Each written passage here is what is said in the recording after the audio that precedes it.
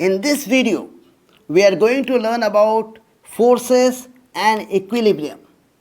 What is a force? What is the job of a force? A force is an interaction that can cause acceleration of a body. That is the job of force. F equal to ma, Newton's second law. So force is an interaction that can cause acceleration of a body. Now we can have balanced forces as well as unbalanced forces. What are balanced forces? If the sum of the forces acting on a body is equal to null vector, then those forces are said to be balanced. Balanced forces can deform a body. They cannot accelerate a body. Because the net force is zero, acceleration is zero. So they can just deform a body. But for acceleration, we need unbalanced forces. Unbalanced forces, the sum of unbalanced forces is not equal to null vector. Unbalanced forces can accelerate a body. Now we are interested in balanced forces. First, let's try to understand translational equilibrium. If several forces are acting on a body and sum of these forces is equal to null vector, then the body is said to be in translational equilibrium. F1 vector plus F2 vector plus F3 vector plus Fn vector. This should be equal to null vector. You can resolve these forces into x, y and z components. Sum of all the forces along x-axis will be equal to 0. Sum of all the forces along y-axis will be 0. And sum of the forces along z-axis also will be 0. This is translational equilibrium. For this you got some simplified laws. First one is known as law of triangle of forces. If there are three concurrent forces, what is the meaning of concurrent forces? The forces act at the same point. So there are three concurrent forces acting on a particle. Okay, these forces are coplanar. Then for equilibrium, these forces can be represented by sides of a triangle taken in order. This is known as law of triangle of forces. So this is a particle. On this, say, three forces are acting. The first force is like this, F1 vector. The second force is like this, F2 vector. And the third force is like that, F3 vector. If this particle is in equilibrium, equilibrium means net force is equal to null vector.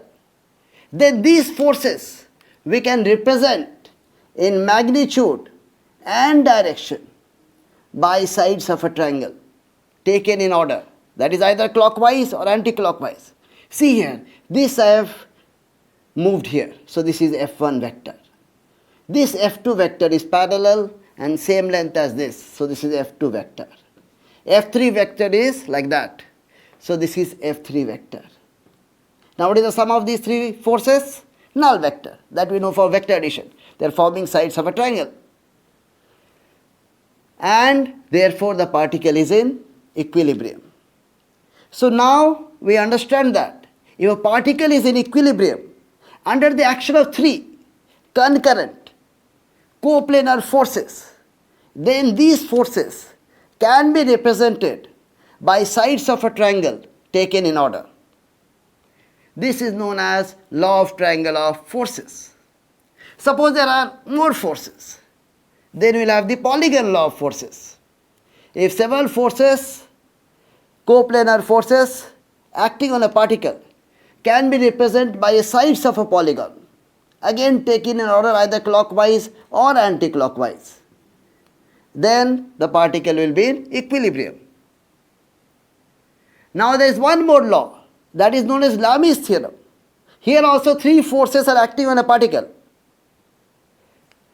So here is F1 vector, first force, F2 vector, and F3 vector, third force. The angle opposite to F1 vector is alpha. Angle opposite to F2 is beta. And angle opposite to F3 is gamma. This Lamy's theorem tells us for equilibrium, F1 by sine alpha will be F2 by sine beta, will be F3 by sine gamma. This is a very, very useful law. This will be using in electrostatics also. This law basically comes from the triangle law of forces and plus sine rule. Do you know sine rule? If there is any triangle ABC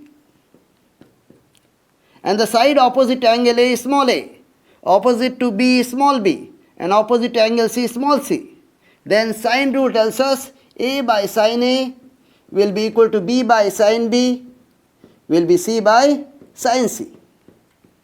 Okay, this will be learning in trigonometry. So now we have learned two important laws. One is law of triangle of forces. If a particle is in equilibrium under the action of three concurrent coplanar forces, then these forces can be represented by sides of a triangle taken in order. And we have learnt Lamy's theorem. If a particle is in equilibrium under the action of three concurrent coplanar forces, then each force is proportional to the sine of the angle between the other two forces. F1 by sine alpha equal to F2 by sine beta equal to F3 by sine gamma. So now we have learned translational equilibrium.